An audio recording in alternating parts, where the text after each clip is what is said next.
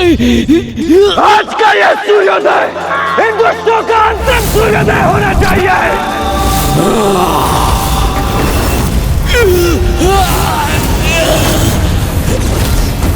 कितने भी प्रयास कर लो किंतु मेरे महायोद्धा सेनापतियों को तनिक भी क्षति नहीं पहुंचा पाओगे। आज मात्र क्षति नहीं पहुंचाएंगे हम, अभी तो इन दुष्टों का अस्तित्व ही मिटा देंगे।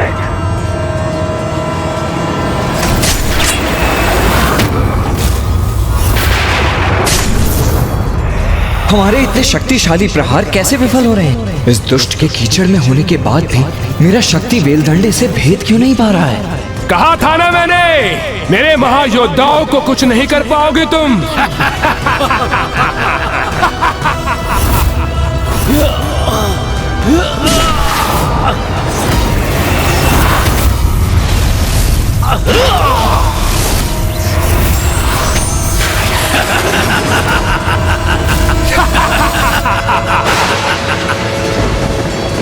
ये क्या वरुणदेव, हमारी शक्तियां असुरों को हाथ क्यों नहीं कर पा रही हैं?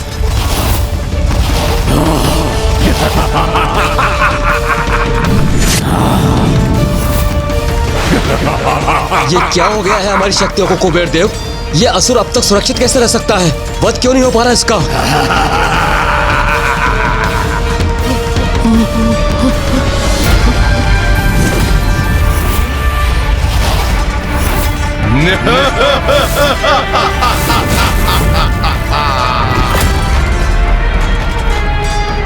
इनकी मृत्यु का रहस्य तो हमें इनसे ही प्राप्त हुआ था, फिर भी ये सुरक्षित क्यों है?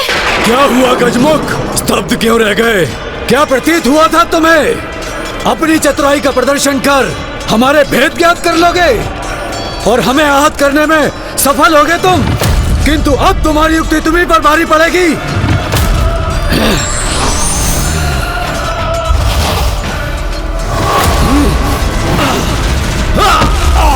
ये लो दुष्ट!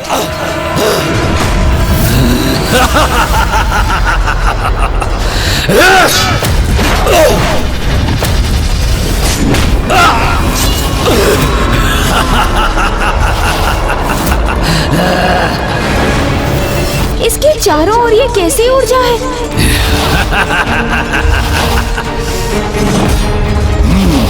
इन सभी के भी है।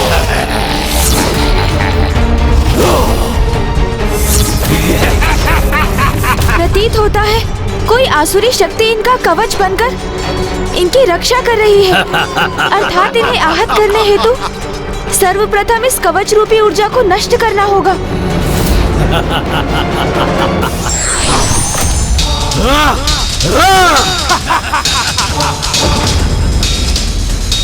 हमें भ्रमित किया है इन दुष्टों ने, इसका परिणाम तो इन्हें भुगतना ही होगा।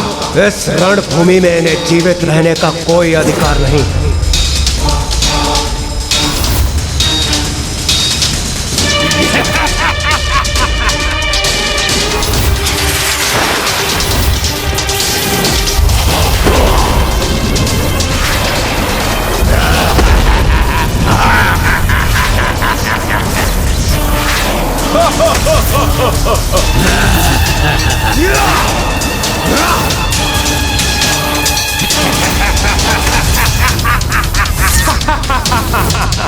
हमारे संयम का बहुत लाभ उठा चुके हो तुम दुष्टों, अब उसे भंग करने का परिणाम भी भुगतो। देवराज इंद्र को इतना उत्तेजित देखकर मुझे अपार संतुष्टि का आभास हो रहा है। अति आनंदित है ये दुर्गमासुर इस युद्ध को इस अवस्था में देखकर।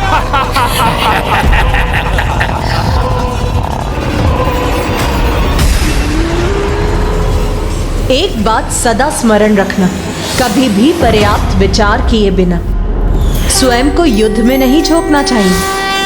पूर्ण सोच विचार के उपरांत उचित योजना के साथ ही युद्ध करने से युद्ध में सफलता प्राप्त होती है। माँ ने प्रसाद रूप में हमारे भीतर संयम का संचार किया था, इसलिए देवराज इंद्र संयम त्याग कर युद्ध नहीं कर सकते। क्योंकि इस युद्ध में माँ की पूजा के प्रत्येक चरण का अवश्य कोई विशेष महत्व है। अपनी पूजा के माध्यम से वो परोक्ष रूप में निरंतर हमारा मार्गदर्शन कर रही है।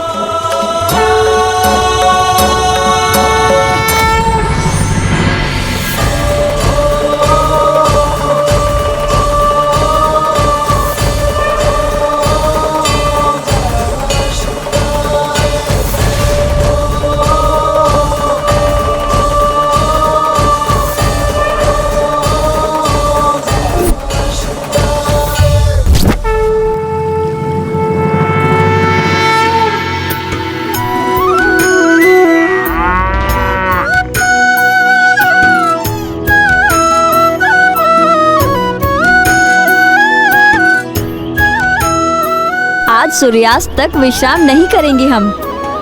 देवी आदिशक्ति द्वारा किए जाने वाले प्रभु के दुग्ध अभिषेक हेतु निरंतर दुग्ध प्रस्तुत करना हमारा परम कर्तव्य है।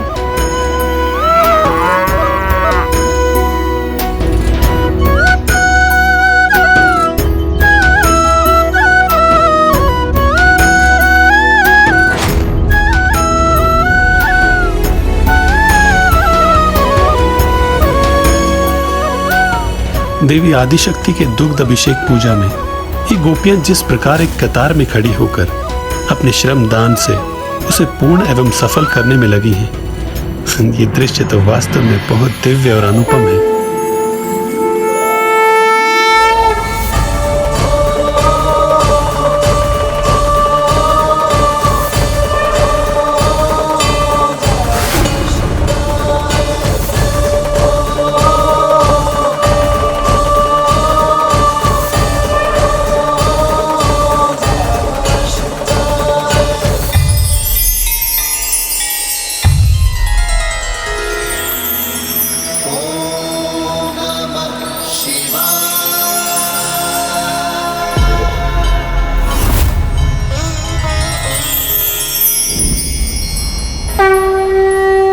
भक्त मनुष्य हो या भगवान, वो अपने आराध्य को जो भी पूर्ण भक्ति भाव से अर्पित करता है वो उन तक पहुंच ही जाता है। उसके लिए उसे किसी माध्यम की आवश्यकता नहीं। किंतु जिन्हें इस भक्ति की शक्ति का अनुमान नहीं होता वो ही इस भक्ति को भंग करने का स्वप्न रखते हैं।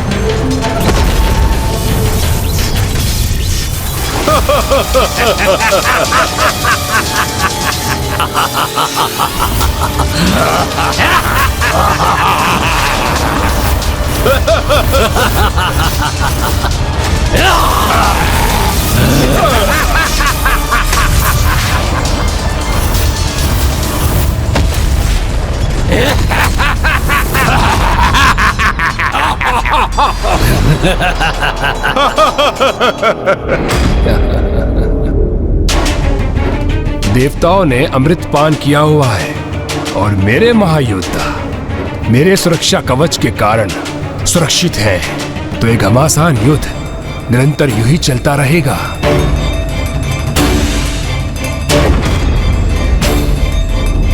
इसलिए अब मेरे द्वारा देवी आदिशक्ति की पूजा में व्यवधान उत्पन्न करने का सर्वथा उचित अवसर है।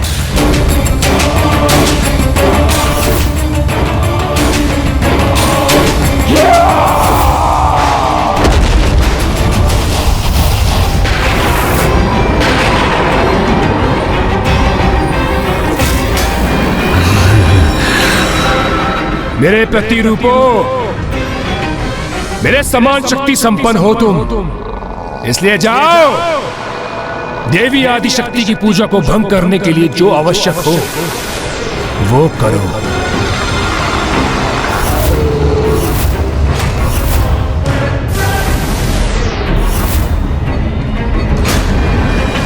बस एक भटकाव उत्पन्न करने की आवश्यकता है, जो मेरे सेनापति करेंगे।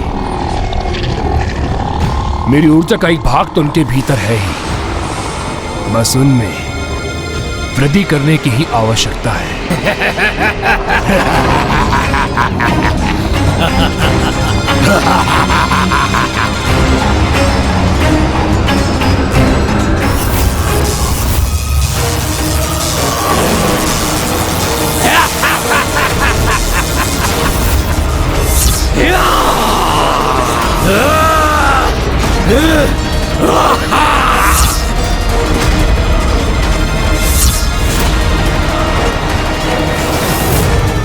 माँ के आशीर्वाद से प्राप्त संयम को त्याग कर हम युद्ध नहीं कर सकते देवराजेंद्र।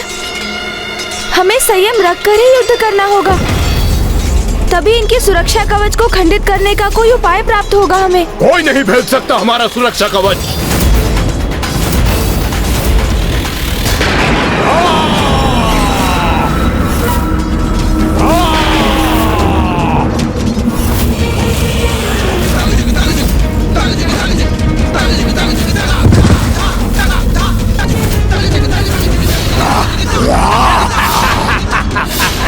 हमें अपनी सेना के समक्ष क्रमबद्ध होकर बिना असुरों से उसकी सुरक्षा करनी होगी।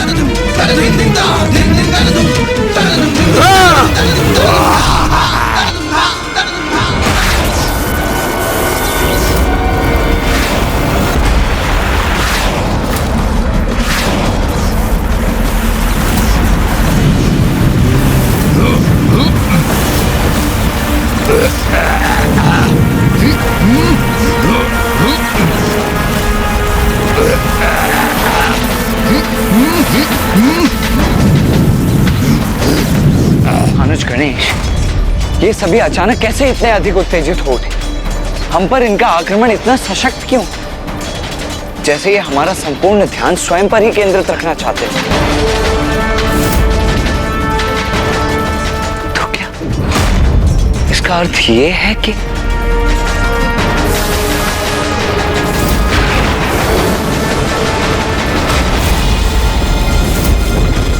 दुष्ट दुर्गमासुर हमें भ्रमित कर रहा है। हमें यहाँ इनके साथ उलझाकर वो माँ के दुग्ध अभिषेक को भंग करने का प्रयास करना चाहता है।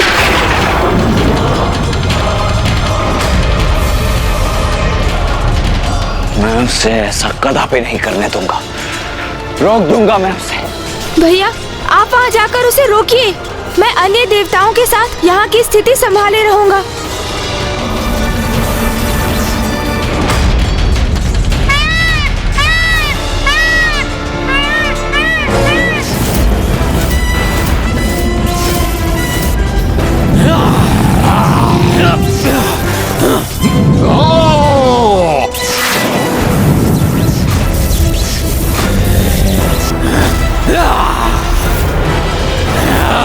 प्रथम पूज्य गणेश जी, आपने संयम धरकर युद्ध करने के लिए कहा था। इस प्रकार हम अपना संयम कैसे रखें? इन पर तो हमारी शक्तियों का कोई भी प्रभाव नहीं हो रहा है। हमें शीघ्र कोई समाधान करना होगा, अन्यथा ये दुष्ट हाहाकार मचा देंगे और देव सैनिक ऐसे ही आहत होते रहेंगे। गणेश जी, इस प्रकार तो इन्हें रोकना बहुत कठिन है।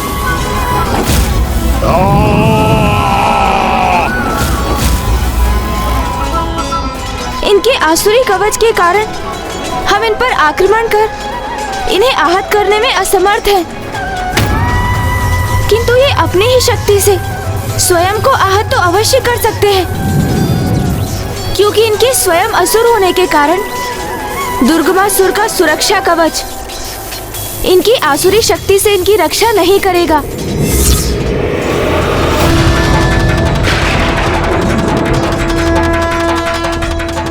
अर्थात हमें इनसे एक दूसरे पर आक्रमण कराना होगा। हाँ सूर्यदेव, और ये करना तो अधिक कठिन नहीं होना चाहिए, क्योंकि असुर होने के कारण संयम इनका स्वभाव नहीं, और जो युद्ध में संयम धारण नहीं करते वो कोई ना कोई भूल तो अवश्य ही कर बैठते हैं। इसलिए इसके पूर्व कि ये हमारी सेना को और क्षति पहुंचाए, हमें किसी प्रकार इन्हें देव सेना से दूर खींचना ही होगा।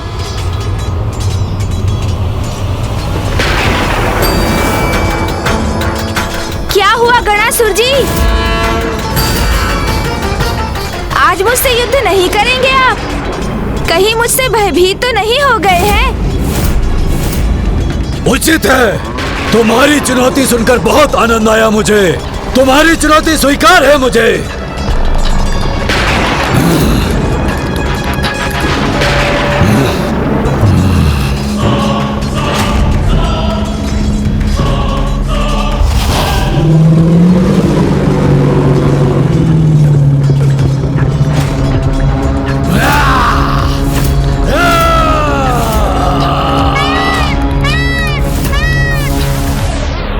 दुर्गमासुर! दुर्गमासुर!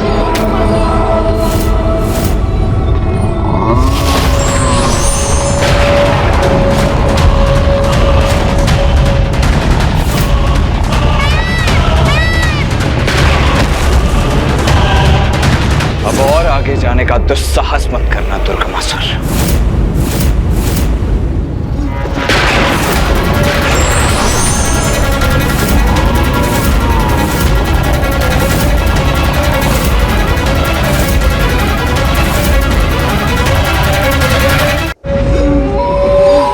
दुर्गमासुर से युद्ध करने के लिए बहुत तत्पर हो रहे हो तुम, तो लो सहो मेरा वार।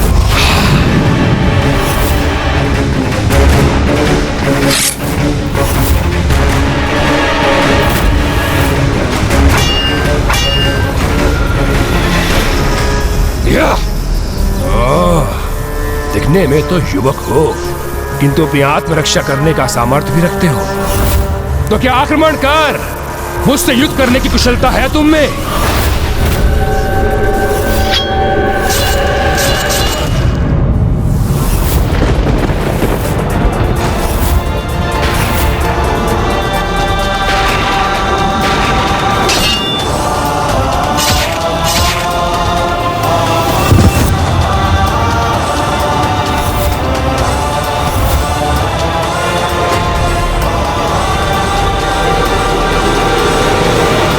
मेरा वध करना इतना सरल नहीं है, सरल नहीं है, सरल नहीं है।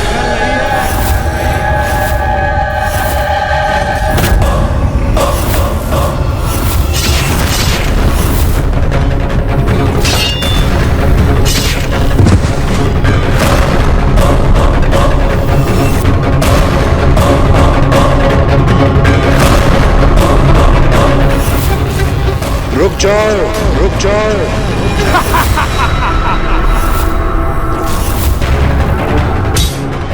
व्यर्थ में स्वयं को थका रहे हो तुम युवक। कदाचित तुम्हें मेरे वरदान का ज्ञान नहीं है। आप मुझे ये वरदान दीजिए कि मेरी मृत्यु एक स्त्री के हाथों से ही हो, किंतु वो ऐसी स्त्री हो जिसने वर्षों तक अपनी पलकें न झपकाई हो। जैसी तुम्हारी इच्छा वत्स। तथास्तु, तथास्तु। इसका रूप हो अथवा प्रतिरूप, इसका अंत तो मां के हाथों ही नियत है।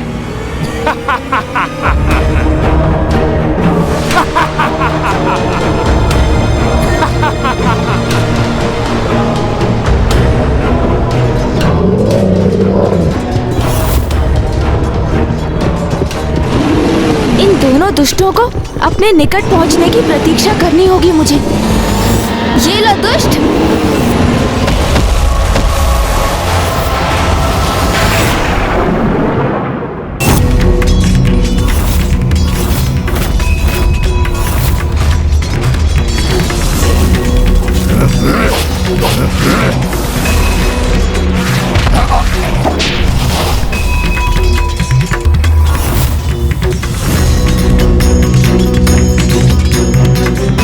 शीघ्र मैं वहां पहुंचूंगा और अपना कार्य सिद्ध करूंगा।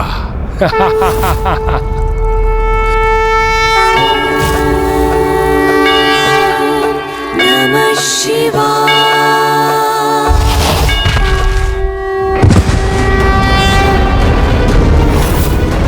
तुम्हारे जैसे दुष्ट असुर के लिए ऐसे पवित्र स्थान पर प्रवेश करना इतना सरल नहीं है दुष्ट।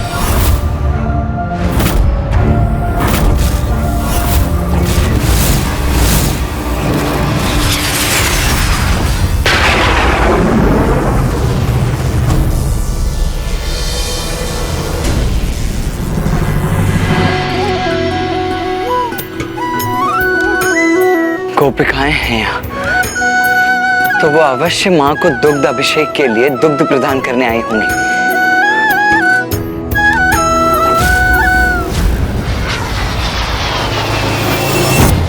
इसका इससे आगे बढ़ना संभव प्रतीत तो नहीं हो रहा है, इसीलिए मेरे यहाँ रुकने का कोई लाभ नहीं है। मुझे युद्ध भूमि में लौटना चाहिए।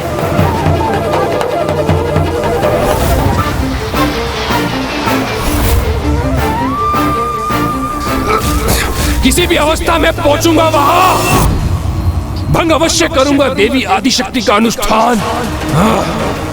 कदापि सफल नहीं हो दूंगा उसे।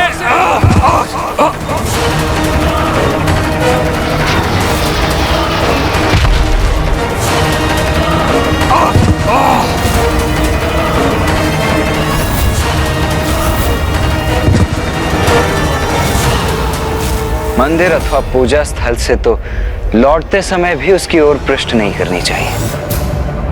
और ये दुष्ट तो अपनी पृष्ठ पूजा स्थल की ओर करके ही उसकी ओर बढ़ रहा था, तो इसे तो मुंह के बल गिरना ही था।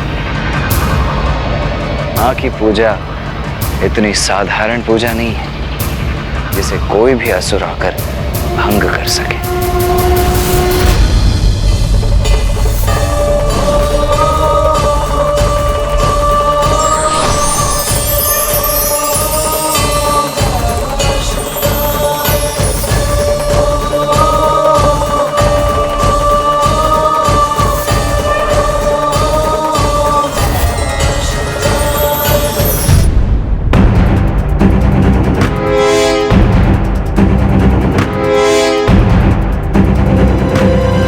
कैसा मूर्ख है ये।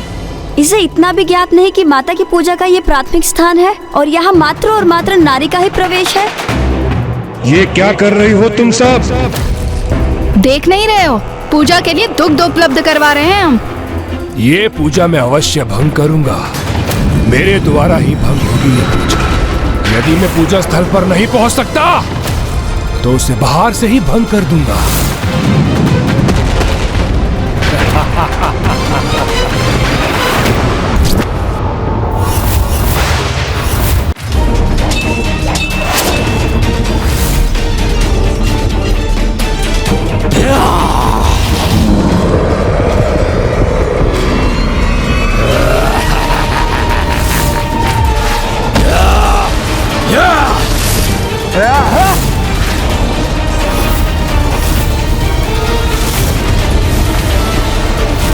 बचिए देवराजेंद्र।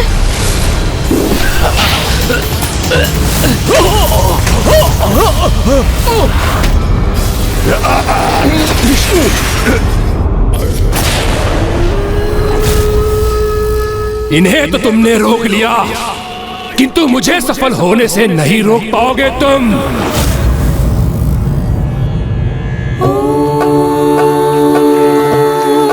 नमः शिवाय।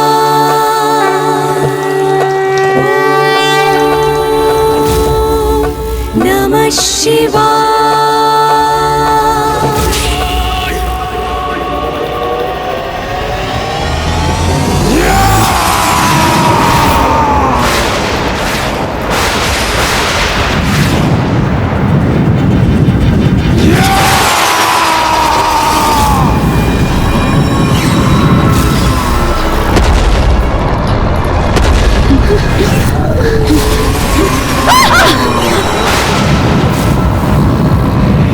रक्षा कीजिए माता, रक्षा कीजिए, रक्षा कीजिए माता, रक्षा कीजिए।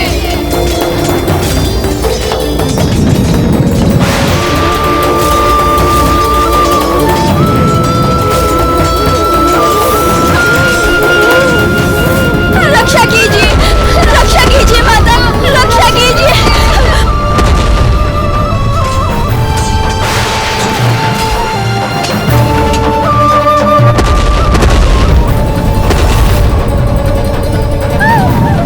माता रक्षा कीजिए, रक्षा कीजिए, रक्षा कीजिए माता, रक्षा कीजिए।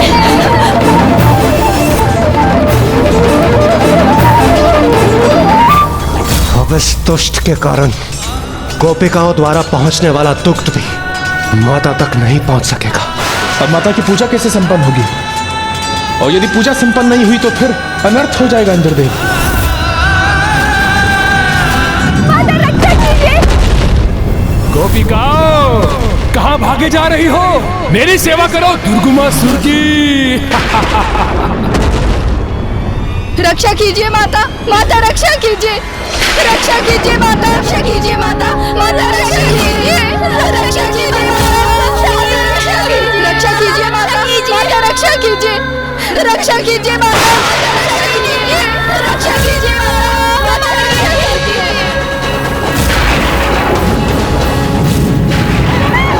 माता रक्षा कीजिए, रक्षा कीजिए माता, माता रक्षा कीजिए,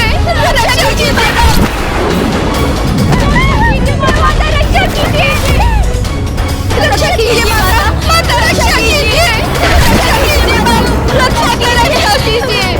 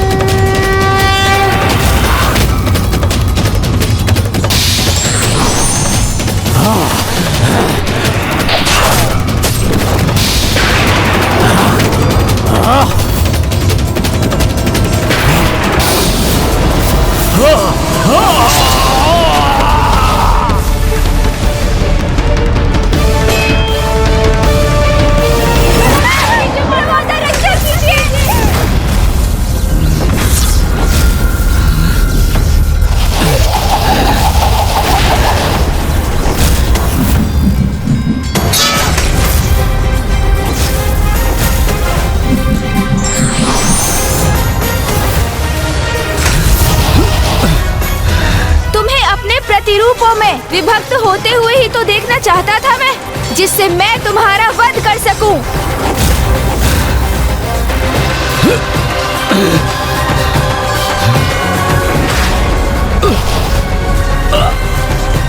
क्या हो गया ये?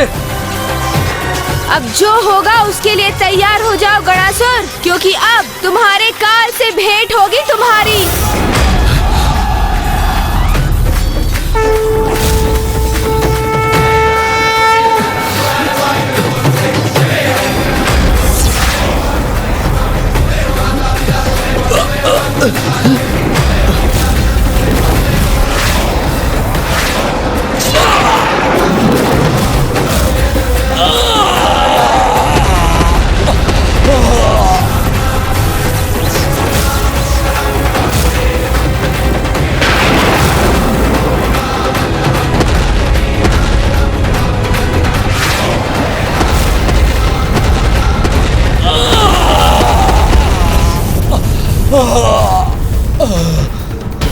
मेरे दो अति शक्तिशाली असुर सेनापति, उनका भी अंत हो गया।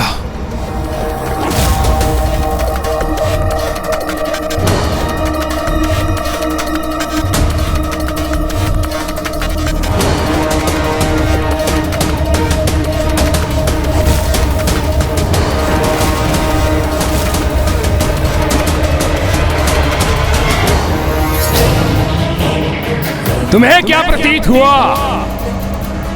मेरा शीश जीवन रहित कर और मेरे महान दो योद्धाओं का अंत कर तुम इस युद्ध में विजय प्राप्त कर रहे हो। किंतु सत्य तो यह है, मैं इस युद्ध में विजय प्राप्त कर चुका हूं,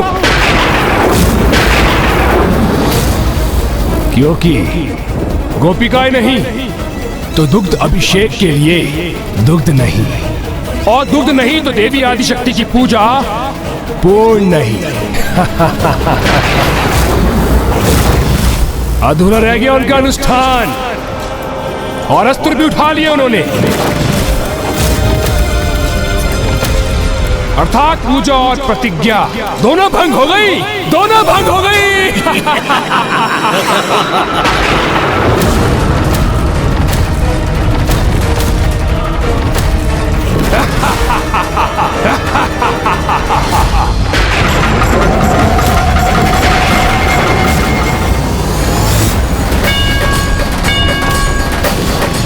देवी, ये तो अनर्थ हो गया। देवी आदिशक्ति की पूजा के भंग होने का अर्थ है स्वयं महादेव का घोर अपमान।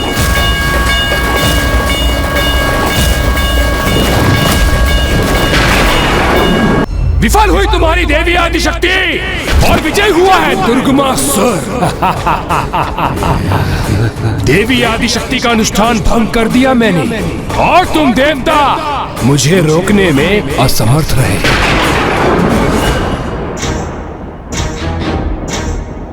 मैंने वचन दिया था माता को। आप तनिक भी चिंता मत कीजिए, अगले 3 दिवसों में हम सभी अपनी सम्मिलित शक्ति से दुर्गमासुर को रोक कर ही रहेंगे। उनके अनुष्ठान को पूर्ण करने हेतु जिस दुग्ध की आवश्यकता थी उन्हें, उसी दुग्ध को उन तक नहीं पहुंचने दिया मैंने।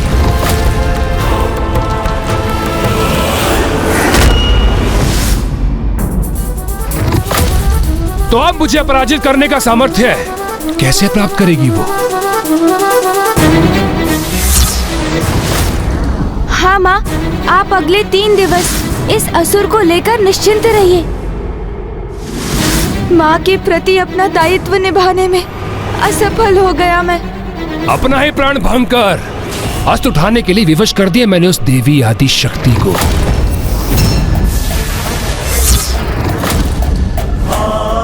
मैं विश्वास दिलाता हूँ माता कि इन 3 दिनों में आपको अस्त्र शस्त्र धारण करने की कोई आवश्यकता नहीं होगी।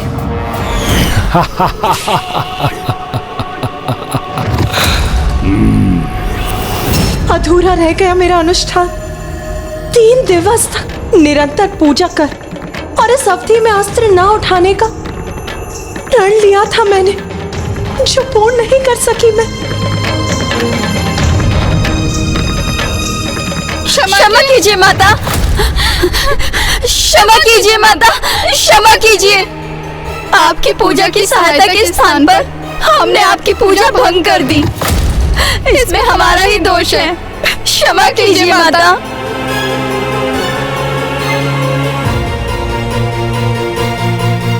नहीं, न तुम दोषी हो और न वो दुष्ट दुर्गमासुर। अपनी दोषी तो स्वयं मैं ही। मैंने ही क्रोधवश अपना अनुष्ठान भंग कर उस दुष्ट पर वार करने हेतु अस्त्र उठाए।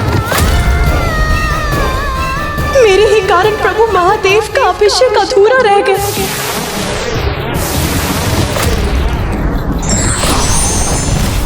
अब मेरी इस भूल का जो भी दंड प्रभु मुझे देंगे वो मुझे स्वीकार है।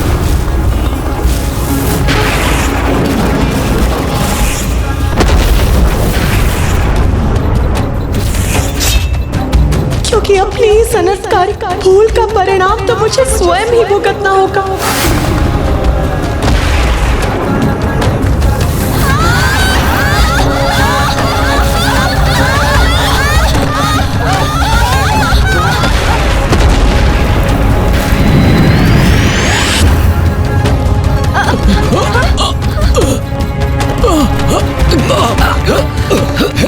ये कैसा कंपन है? प्रभु महादेव के अपार क्रोध के जागृत होने का संकेत है ये।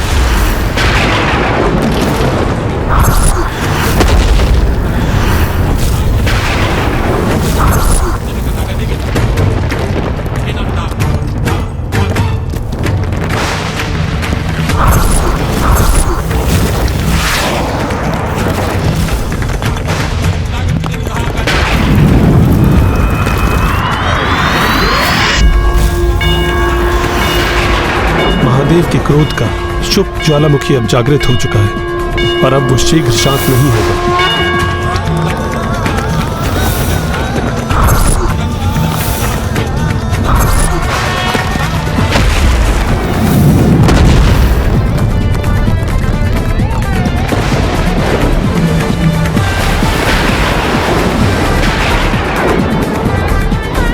इनके क्रोध में तो निरंतर वृद्धि होती जा रही है। कहीं महादेव का ये रोष समस्त सृष्टि के विनाश का कारण ना बन जाए। प्रभु, कुछ कीजिए प्रभु। आपकी चिंता सर्वथा उचित है देवी लक्ष्मी, किंतु इस समय महादेव के क्रोध को शांत करना असंभव के समान है।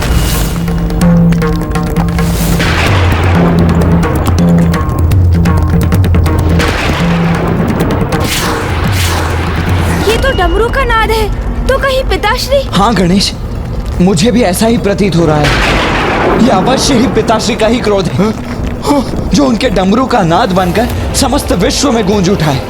यदि जगत पिता देवातिदेव महादेव का क्रोध शांत ना हुआ तो प्रलय आ जाएगी।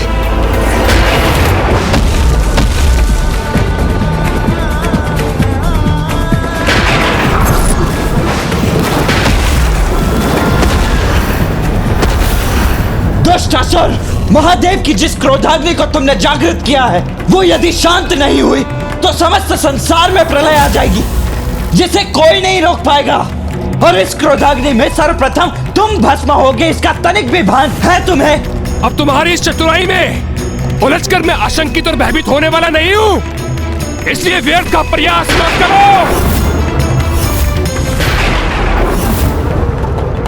देवी, महादेव के इस रोष को शांत करने का प्रयास करना तो स्वयं अपने विनाश को आमंत्रण देने के समान होगा। यदि आप भी उन्हें शांत नहीं कर सकते स्वामी, तो फिर कौन उन्हें शांत कर सृष्टि का ये संकट हरेगा?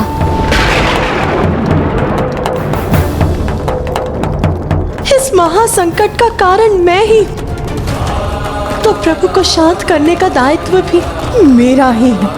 मुझे स्वयं उनके निकट जाकर उन्हें शांत करना चाहिए, किंतु प्रभु का क्रोध तो अपने चरम पर है।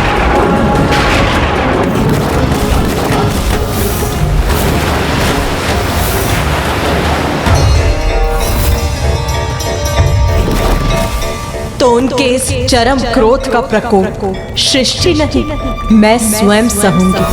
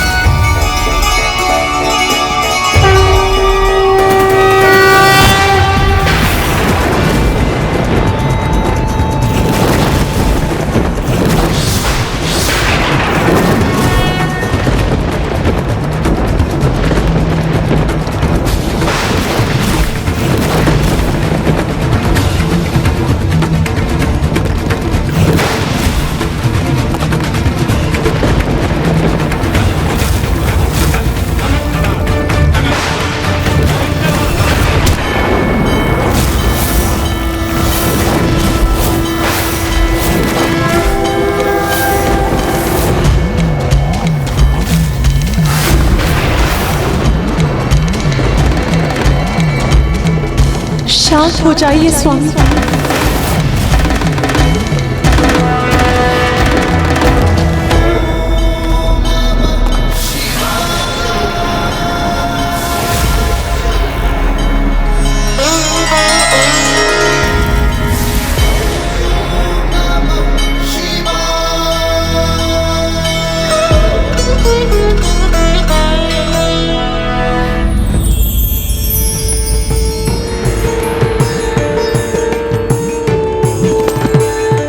अद्भुत अद्भुत दृश्य है ये। जब हम सभी महादेव को शांत करने हेतु उनके समीप जाने में असमर्थ थे, तब देवी पार्वती ने केवल अपने स्पर्श से उन्हें शांत और शीतल कर दिया।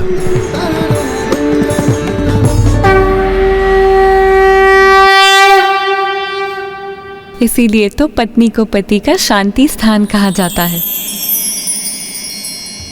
स्वामी, मेरे अधूरे अनुष्ठान के कारण ही आप इतने रुष्ट हुए, इसीलिए मैं आपकी अपराधी हूं।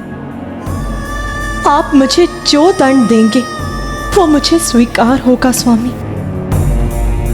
यदि मैं पूजा स्थल पर नहीं पहुंच सकता तो उसे बाहर से ही भंग कर दूंगा। गोपिकाएं नहीं तो दुग्ध अभिषेक के लिए दुग्ध नहीं, और दुग्ध नहीं तो देवी आदिशक्ति की पूजा पूर्ण नहीं। देवी आदिशक्ति का अनुष्ठान भंग कर दिया है मैंने। नहीं प्रिय, आपके कारण नहीं, मेरा यह अपार रोष तो उस दुष्ट दुर्गमासुर के कारण जागृत हुआ। किंतु आपने ही मेरे इस क्रोध के बवंडर को पार कर मुझे शांत और शीतलता प्रदान कर मुझे अत्यंत प्रभावित किया। इसलिए मैं घोषणा करता हूं कि आज से संसार में आपका एक और नाम प्रचलित होगा, स्पर्शवती मधुश्री। मधुश्री मधुश्री कदम्ब वनचारिणी मुनि कदम्ब कादम्बिनी नितंबजित भूधरां सुर नितंबिनी सेवितां नवंबुरूह लोचनां भिनवांबुद श्यामलां त्रिलोचन कुटुंबिनी त्रिपुर सुंदरी माश्रये। और आपके इस स्वरूप में जो भी भक्त आपकी भक्ति करेगा वो सदैव क्रोध से मुक्ति पाएगा।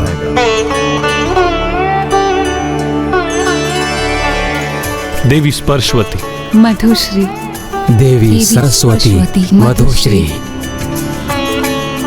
आपके इन कृपा वचनों को सुनकर मैं कृतार्थ हुई स्वामी। किंतु जो भक्त अपने संकल्प को अपूर्ण छोड़ दे, अपने धर्म का पालन करने में असमर्थ हो जाए, वो प्रभु की कृपा के पात्र कहां? प्रिय, धर्मोचित आचरण की कोई एक परिभाषा नहीं, वो तो समय, स्थान, संबंध या स्थिति के अनुसार ही निर्धारित होते हैं। समय निर्धारित करता है कि रात्रि में निद्रा और दिवस में पूजा अनुष्ठान उचित है, और संबंधों की मर्यादा एक नारी को पिता, पति, भ्राता और पुत्र के साथ उसे भिन्न धर्मों का पालन करने के लिए प्रेरित करती है। भिन्न स्थानों पर भिन्न कर्तव्य निभाए जाते हैं। जैसे पूजा स्थल में पूजा करना उचित है, भोजनशाला में भोजन तैयार करना और उसे प्राप्त करना, उसी प्रकार भिन्न परिस्थितियों में उचित और अनुचित की परिभाषा भी भिन्न होती है। किंतु यह सत्य है कि आपके समक्ष जो परिस्थिति उत्पन्न हुई उसके अनुसार गोपियों की रक्षा करने हेतु आपने अपना अनुष्ठान भंग किया। किंतु उससे भी बड़ा सत्य यह है कि दुर्बल असहाय जीवों से अधिक पूजा अनुष्ठान का कोई महत्व नहीं। इसलिए आपने अपने परम धर्म का निर्वाह कर मेरी पूजा संपन्न की।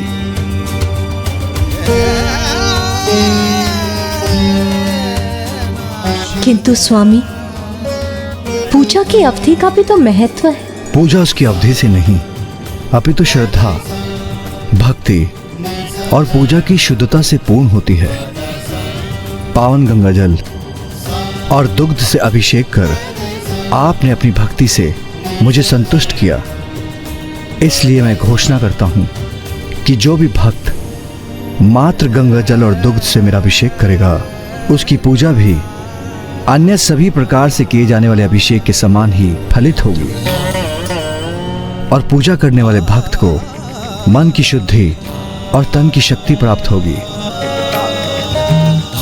अपने इस दिव्य और अद्भुत लीला से जगत पिता और जगत माता जगत को पूजा का वास्तविक मर्म समझा रहे हैं, जिससे समस्त संसार के समक्ष ये स्पष्ट होगा कि मन की शुद्धता से विहीन रहकर किए जाने वाले बड़े से बड़े अनुष्ठान भी विफल हो जाता है और प्रभु के प्रति भक्ति और श्रद्धा से किए जाने वाले छोटे से छोटे अनुष्ठान को भी वो स्वीकार करते हैं।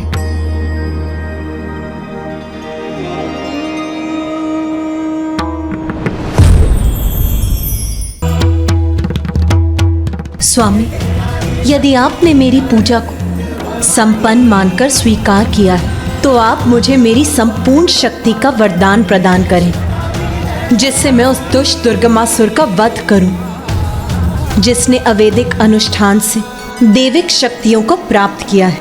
मैं आपसे पृथक कहाँ हूँ देवी? भला मैं आपको क्या वरदान दे सकता हूँ? आप और मैं एक ही तो हैं। हम दोनों एक दूसरे के पूरक हैं।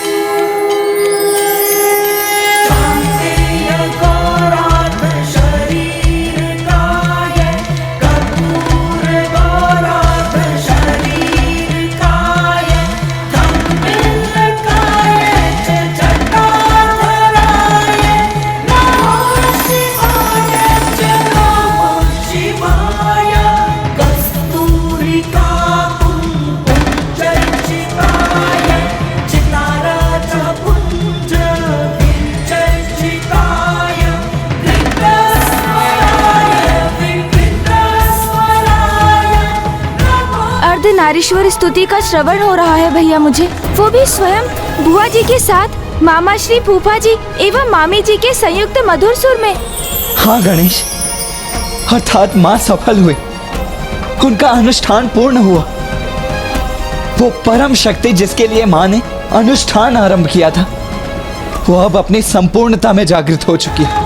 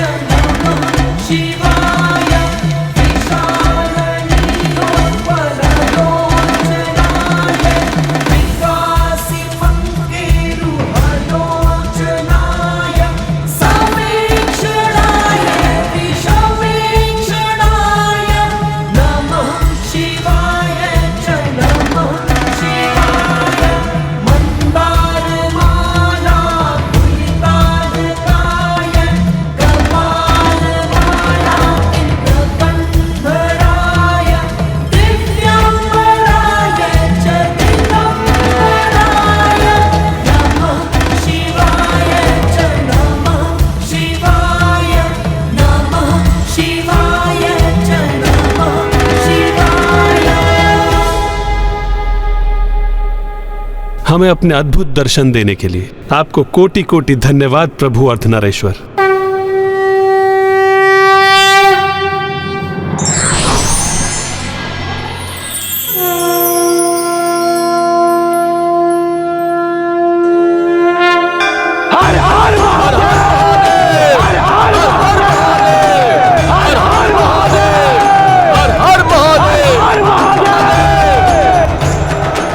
अब जब आपकी पूर्ण शक्ति का संचार हो चुका है, तो अब आप उस दुष्ट असुर के वध के लिए प्रस्थान कीजिए।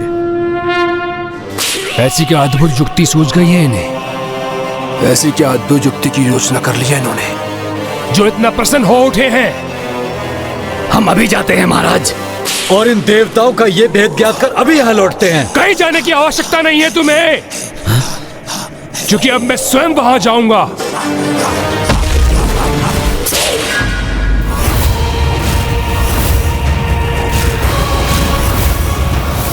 देवताओं, योजना रची है तो उसे क्रियान्वित भी करो।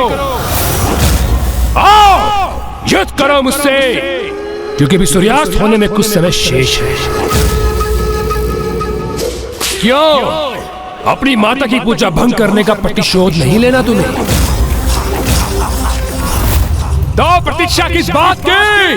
आओ, आगे आओ। युद्ध भूमि है ये, उसे अपने पराक्रम से सार्थक करो।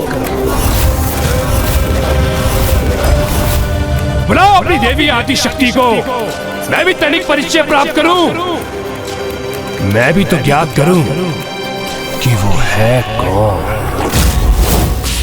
तुम्हारी मृत्यु, तुम्हारी मृत्यु, तुम्हारी मृत्यु।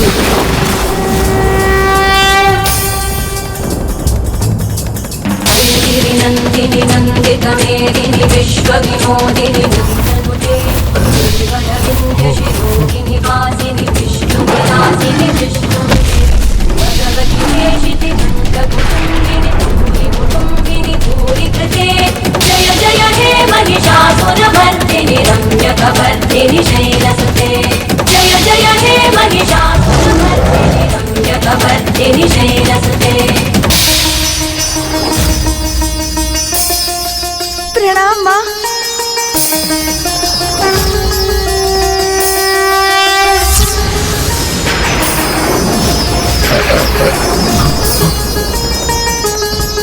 युद्ध करना चाहते थे ना तुम, तो भयभीत होकर अचानक पीछे क्यों हट गए? साहस है तो आगे बढ़ो, आगे बढ़ो और अंत करो इस युद्ध का। दुष्ट असुरों, युद्ध के लिए स्वयं प्रस्तुत हूं मैं यहाँ, तो आओ आगे बढ़ो और युद्ध करने की अपनी लालसा को पूर्ण करो।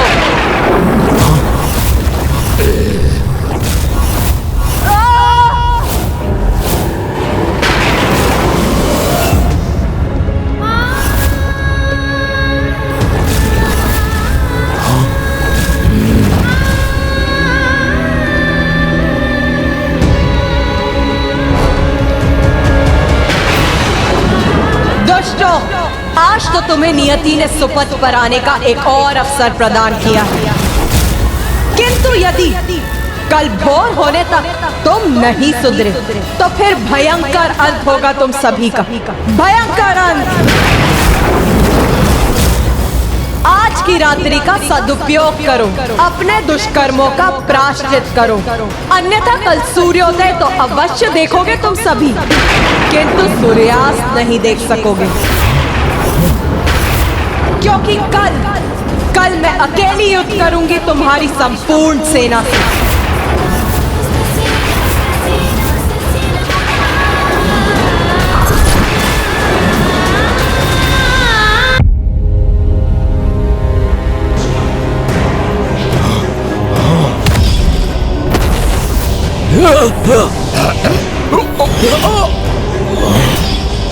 युद्ध करना चाहते थे ना तुम, तो भयभीत होकर अचानक पीछे क्यों हट गए?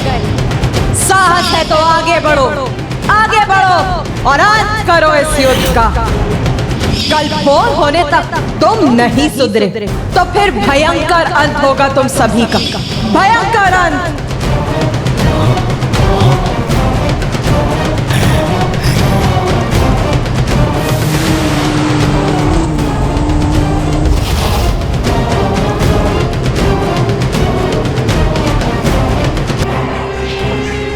असुर सम्राट, कितना विकराल रूप था उस देवी का। वो आज ऐसी थी तो कल युद्ध भूमि में और कितनी भयंकर होंगी वो। असुर सम्राट, आपने कितने कठिन अनुष्ठान को पूर्ण किया है। किंतु आप में तो उस तेज का लेस मात्र भी नहीं है। हाँ, उनके उग्र स्वरूप को देखकर तो ऐसा प्रतीत हो रहा था मानो वो क्षण भर में ही संपूर्ण असुर सेना का विनाश कर देंगी। इन्हें पराजित करने का अर्थ तो संपूर्ण सेना को पराजित करने के समान है। मूर्खों, तुम मेरे साथ हो या उस देवी आदि शक्ति के साथ? आपके साथ हैं हम असुर सम्राट, आपके साथ हैं हम। इसीलिए तो आपको उचित सुझाव दे रहे थे सम्राट। इनके समक्ष समर्पण में ही आपकी भलाई है। उनके शरणागत बन जाइए सम्राट, इसी में आपकी भलाई है और हम अन्य असुरों की भी। बस बहुत हुआ तुम्हारा अनर्गल प्रलाप।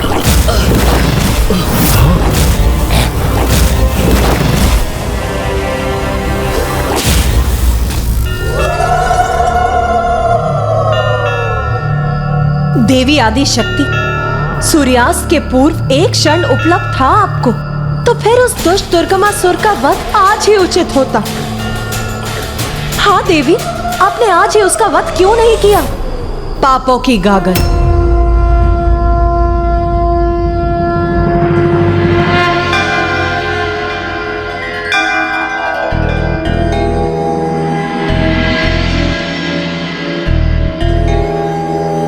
प्रत्येक जीव के भीतर पाप की एक बड़ी गागर और पुण्य का एक छोटा कलश दोनों ही होते,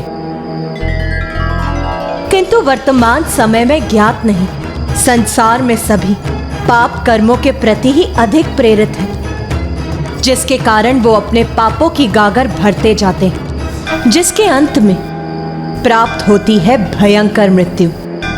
किंतु कुछ ही बूंदों से भरने वाले पुण्य के कलश से सभी जीव अपना ध्यान हटा लेते हैं, जिससे मृत्यु का कष्ट नहीं, मोक्ष की प्राप्ति होती है। क्षमा कीजिएगा असुर सम्राट, मेरी छली बुद्धि भी यही कह रही है कि दूं ही सही, किंतु इस समय क्षमा याचना कर अपनी रक्षा कीजिए, फिर शांति वार्ता के नाम सदियां बीत जाएंगी और निर्णायक युद्ध भी इसी प्रकार टलता रहेगा। हाँ महाराज। नहीं, अब ये युद्ध और नहीं टलेगा। अवश्य मैं देवी आदिशक्ति को पराजित करूंगा, किंतु उसे पराजित करने का उपाय तो कोई ऐसा ही बता सकता है जो उसके निकट हो, उनके शिविर का भाग हो, अर्थात तामसिक माता। समय समय पर तामसिक देवी की पूजा करने के कारण दुष्ट दुर्गमासुर के पुण्य कलश में अभी भी कुछ पुण्य शेष है।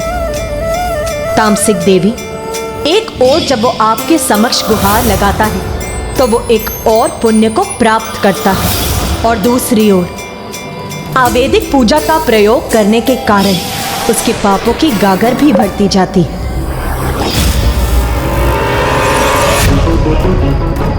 मुझे ज्ञात है माता, यदि मैं आपका आवाहन करूंगा तो भी आप मुझे दर्शन नहीं देंगी, इसलिए मैं स्वयं आपके निकट आऊंगा।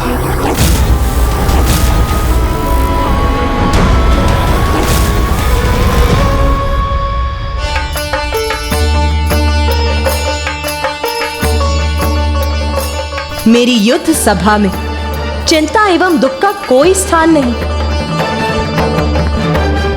मैं तो यहाँ सभी को प्रसन्न एवं उत्साहित देखना चाहती हूँ। माता, जो भी हुआ उसके उपरांत हम प्रसन्न कैसे रह सकते हैं?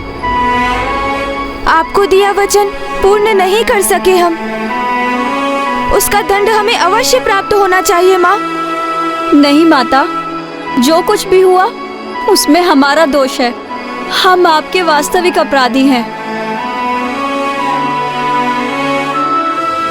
यहाँ ना ही किसी का दोष था और ना ही किसी ने कोई अपराध किया है, सभी ने पूर्ण निष्ठा से मेरी सेवा की है।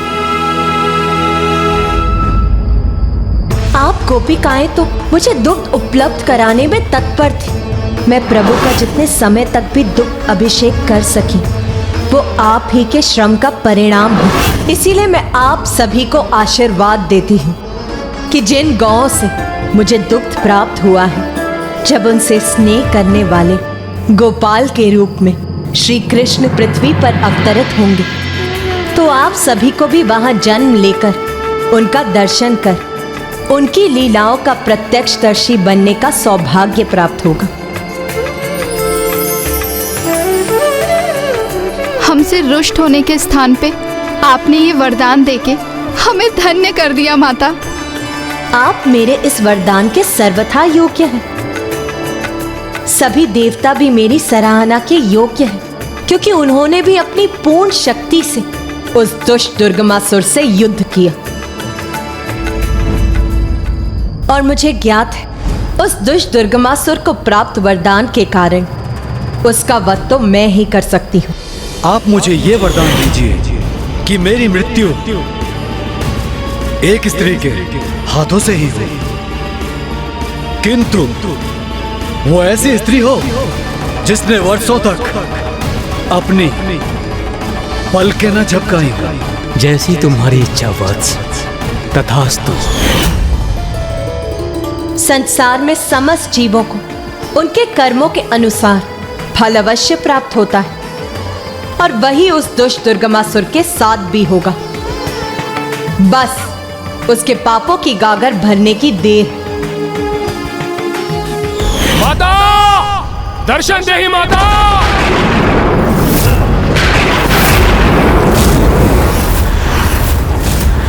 मां दर्शन दीजिए, मां दर्शन दीजिए।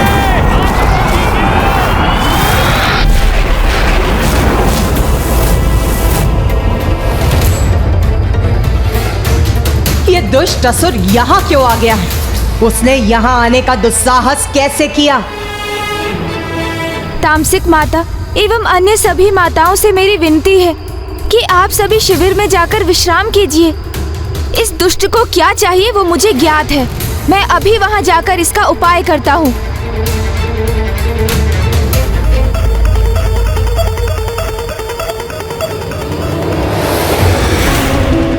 माता, प्रकट हुई है माता। दर्शन दे ही माता, दर्शन दे ही। मां दर्शन दे ही, प्रकट हो मां।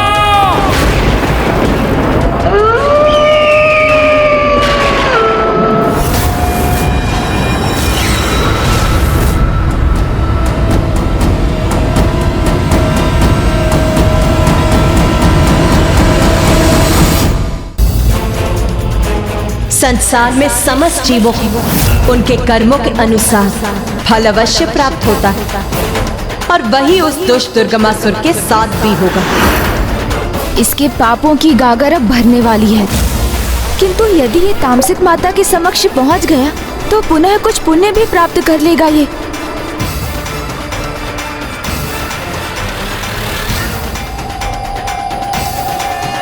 अब मुझे ही कोई युक्ति लगानी होगी। बाहर आइए माता, दर्शन दीजिए मुझे माता। तामसिक माता, दर्शन दीजिए। भक्त भगवान को आदेश नहीं देते मूर्ख, अपितु उनसे विनती करते हैं।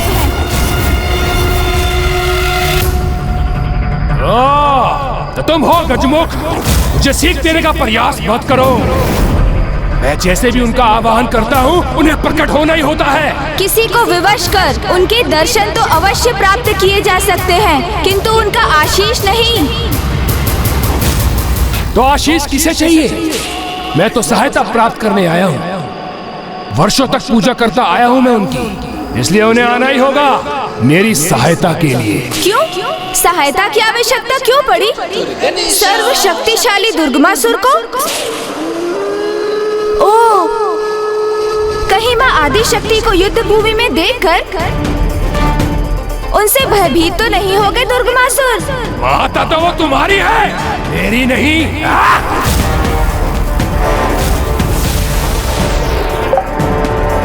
इसलिए अपना ज्ञान अपने पास रखो और मुझे बताओ तामसिक माता कहाँ है? वहाँ है माता।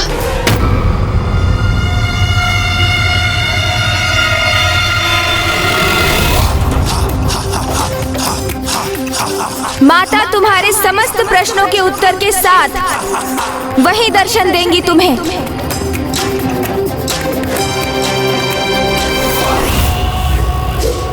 माता! माता!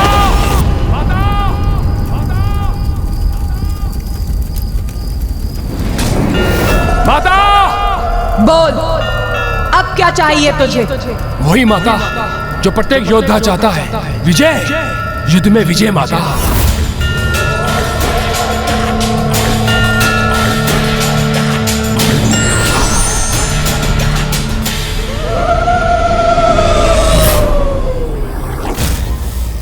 ये क्या? माता तो यहाँ है, फिर ये दुष्ट शिविर के भीतर किससे संवाद कर रहा है? बताओ गणेश, उस शिविर में कौन है जिससे दुर्गमासुर प्रश्न पूछ रहा है?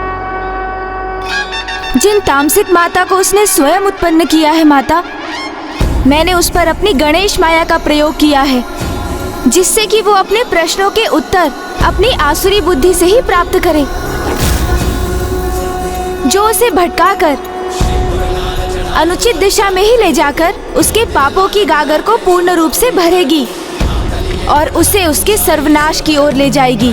दुर्गमासुर के स्वयं के मन से उत्पन्न वो तामसिक माता उसके मिथ्या अहंकार का एक प्रतिरूप मात्र ही होगा, जो वो उस दुष्ट को उसके दुराचारी स्वभाव के अनुकूल ही वही निर्देशित करेंगी, जो वो मंदात पापी का अहंकार मन सुनने के इच्छुक होगा। सर्वथा उचित है ये पुत्र, फिर मुझे और कष्ट नहीं देगा वो दुष्ट। विश्वास कीजिए माता, मैं आज के बाद कोई भी कष्ट नहीं पहुंचाऊंगा आपको। बस मुझे मेरे प्रश्न का उचित उत्तर दे दीजिए माता। इतना बता दीजिए मुझे माता, क्या है उस देवी आदिशक्ति की शक्ति का तोड़? मूर्ख, उसका उपाय तो मैंने तुझे पूर्व में ही बताया था, तभी तो 94 करोड़ बार अनुष्ठान किया था तूने।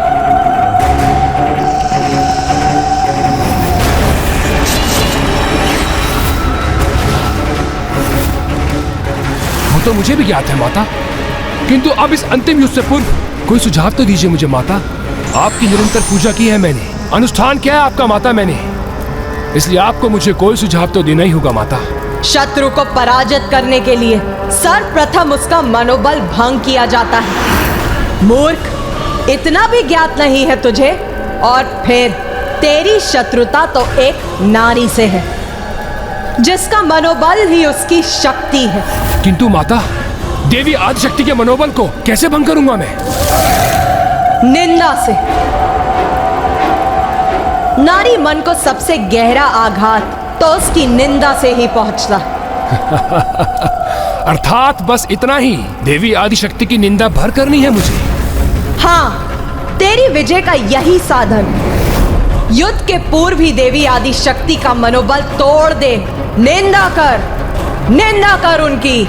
बस मेरे लिए तो इतना ही संकेत पर्याप्त है माता, और वैसे भी आपका ये भक्त दुर्गमासुर औरों की तरह पराजित होने वालों में से नहीं है। धन्यवाद माता, आपका कोटि कोटि धन्यवाद।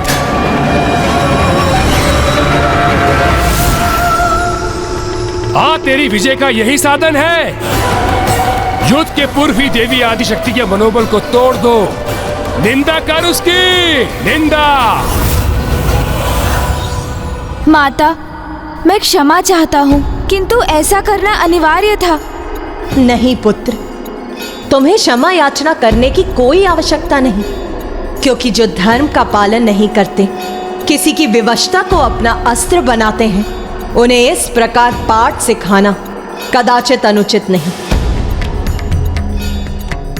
पुत्र गणेश, तुम चतुर ही नहीं, तुम अच्छाई के लिए विघ्न हरता हो। तो बुराई के लिए विघ्न करता भी तो हो।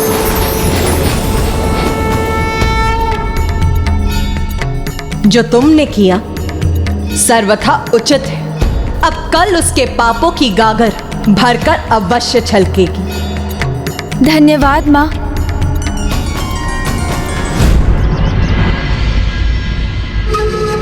दुर्गमासुर की, दुर्गमासुर की, दुर्गमासुर की, दुर्गमासुर की, दुर्गमासुर की, दुर्गमासुर की, दुर्गमासुर दुर्गमासुर की, दुर्गमासुर की, दुर्गमासुर की।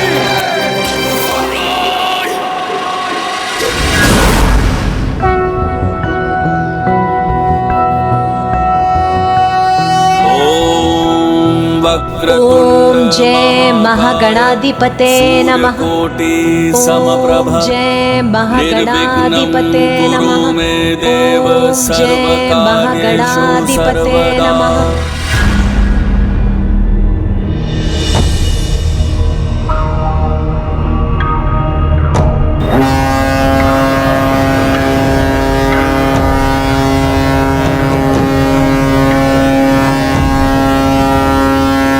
प्रतीत होता है दुर्गमासुर अपनी मृत्यु के लिए कुछ अधिक ही अधीन हो रहा है।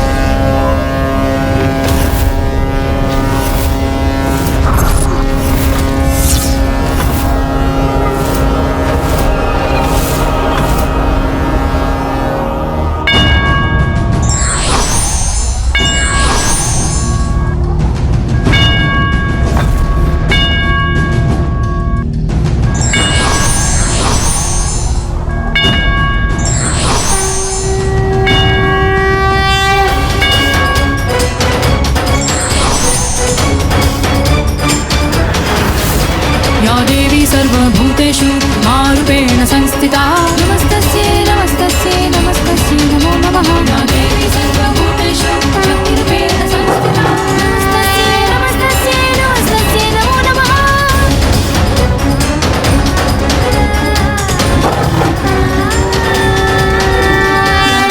माता आदिशक्ति की जय। माता विंध्यवासिनी की जय। माता आदिशक्ति की जय। माता विंध्यवासिनी की जय। माता आदिशक्ति की जय। माता विंध्यवासिनी की जय।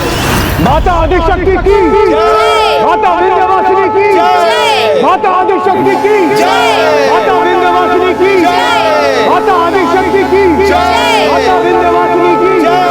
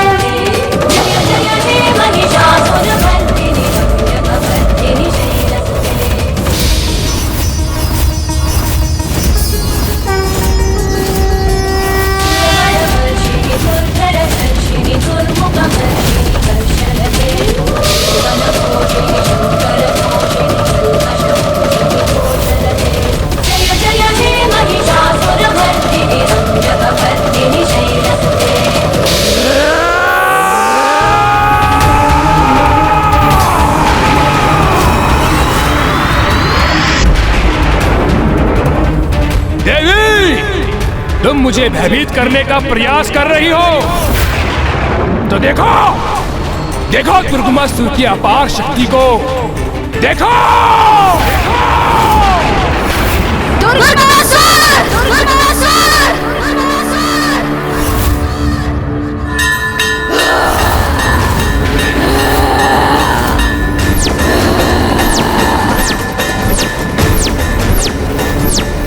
अपनी अनेक भुजाओं को प्रकट कर व्यर्थ है तुम्हारा शक्ति प्रदर्शन, क्योंकि तुम्हारा दुर्भाग्य अब तुम्हारे समक्ष है। तुम्हारी भुजाओं की संख्या तुम्हारी शेष श्वासों से भी कहीं अधिक है। अब तुम्हारा अंत अत्यंत निकट है दुर्गमासुर।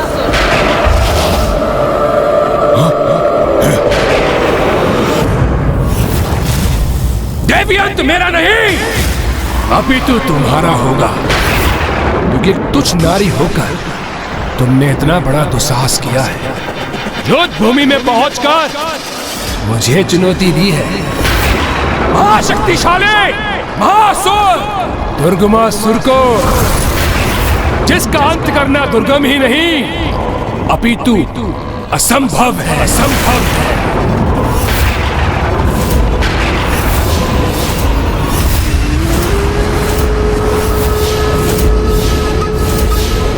इस दुष्ट का इतना दुस्साहस! भैया, इस दुष्ट के इसी दुस्साहस से अब इसके पापों की गागर और तीव्र गति से भरेगी। आप चिंता मत कीजिए भैया, अब इसके जीवन की उल्टी गिनती आरंभ हो चुकी है। देखिएगा, शीघ्र ही अंत होगा इस दुष्ट का।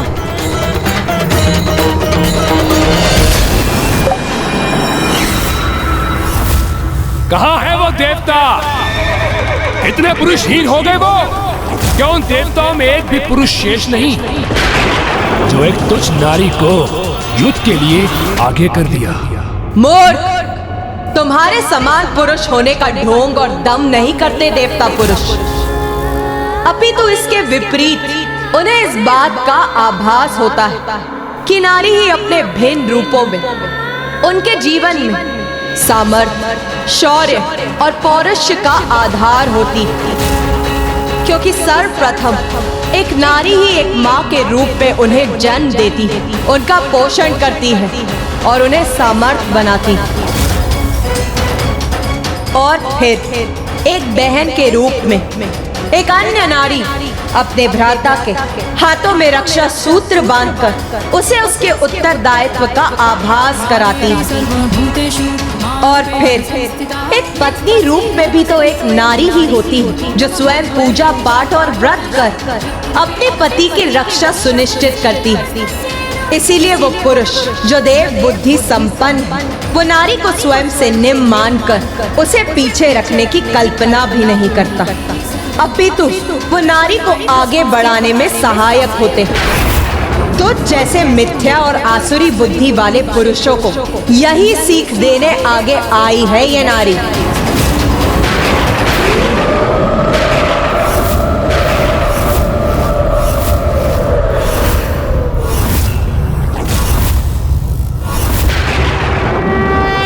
ये तो बड़ी भूल की तुमने देवी। नारियों के समान अपनी जीवा और पांव दोनों को नियंत्रण में रखना चाहिए था, किंतु तुम्हारी ये भूल अब तुम पर बहुत भारी पड़ेगी। तो क्या मेरे अजय सेनापति तुम्हें सिखाएंगे एक नारी का अधिकार आगे बढ़ने का नहीं, अपितु पीछे रहने का ही होता है। उसका स्थान सीमित क्षेत्र होता है, जिसके बाहर आने पर बड़ा भीषण परिणाम होता है देवी।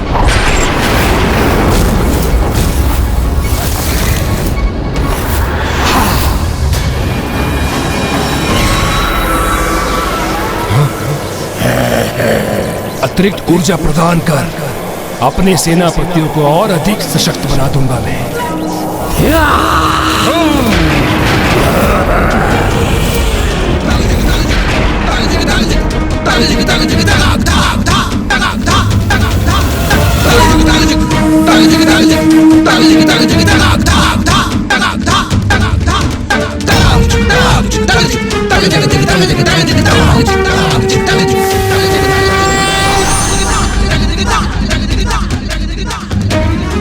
मूर्ख असुर, ब्रह्मांड में व्याप्त समस्त शक्ति की स्रोत हूँ मैं, एक नारी हूँ मैं, और एक नारी शक्ति को सीमित समझने वाले मेरी शक्ति के समक्ष तुम्हारी शक्ति वास्तव में तुच्छ ही है।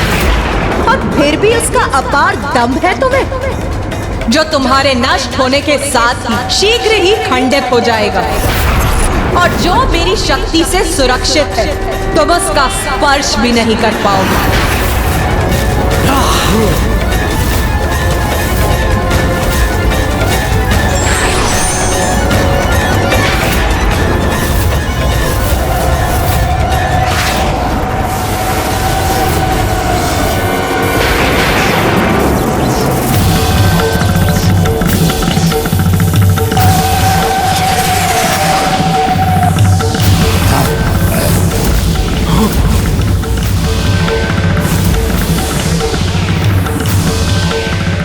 इन असुरों के चारों ओर ये वृत्त रूपी घेरा क्यों उत्पन्न कर दिया है माँ ने? ध्यान से देखिए इस वृत्त को।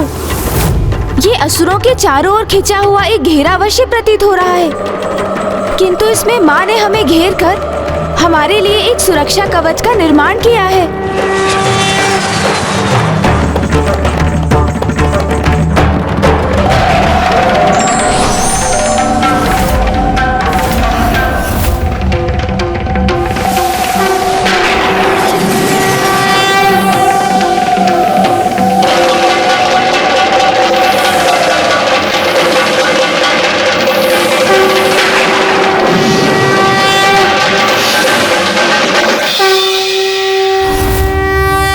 माँ को ज्ञात है कि इस युद्ध के आरंभ होने पर यहाँ अनंत शक्ति का प्रयोग होगा, इसलिए हमारे और शेष सृष्टि के चारों ओर अपने दिव्य सुरक्षा कवच का निर्माण कर अब माँ सभी की सुरक्षा के प्रति निश्चिंत होकर युद्ध के लिए तत्पर हो गई है।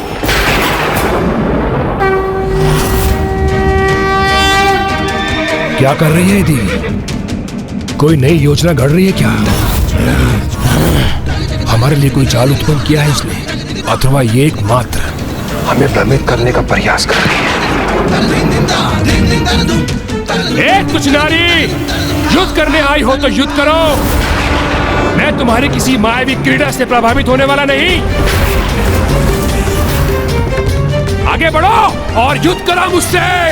तुच्छ मानते हो ना तुम नारी को और नारी की शक्ति को, तो आज मैं ये भी घोषणा करती हूँ कि इस युद्ध भूमि में मात्र और मात्र ये नारी ही आगे बढ़ेगी। मेरी देश सेना का कोई भी सदस्य युद्ध करने के लिए आगे नहीं बढ़ेगा और ना ही अस्त्र उठाएगा, और तब भी तुम्हारे असुरों के पांव एक पग भी आगे नहीं बढ़ सकेंगे।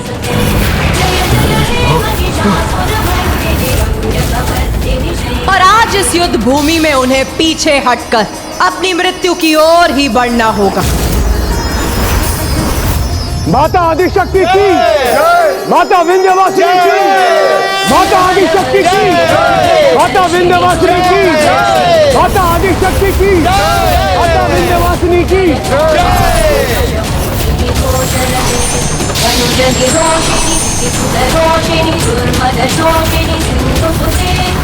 जय हे महिषासुरमर्दिनी रंजकपर्दिनी शैलसुते।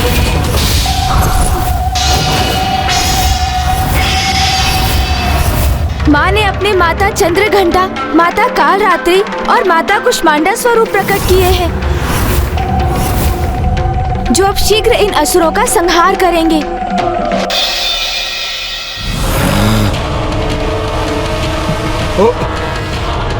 ये तीनों देवियां तो अत्यंत भयंकर प्रतीत हो रही हैं। हाँ, और ये तो जैसे हमारा भक्षण करने के लिए तत्पर हैं।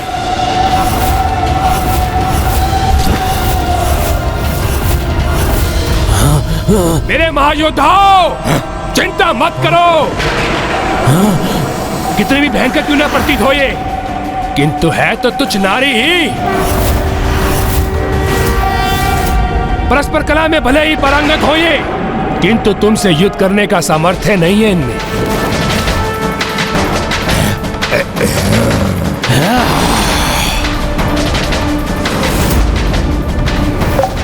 दुष्ट, इसी प्रकार तुम माता का अपमान करते रहे तो कदाचित युद्ध से पूर्व तुम्हारे पापों की गागर पूर्ण रूप से भर जाएगी, और फिर वही काल बनेगा एक नारी के हाथों तुम्हारी पीड़ादायक मृत्यु का।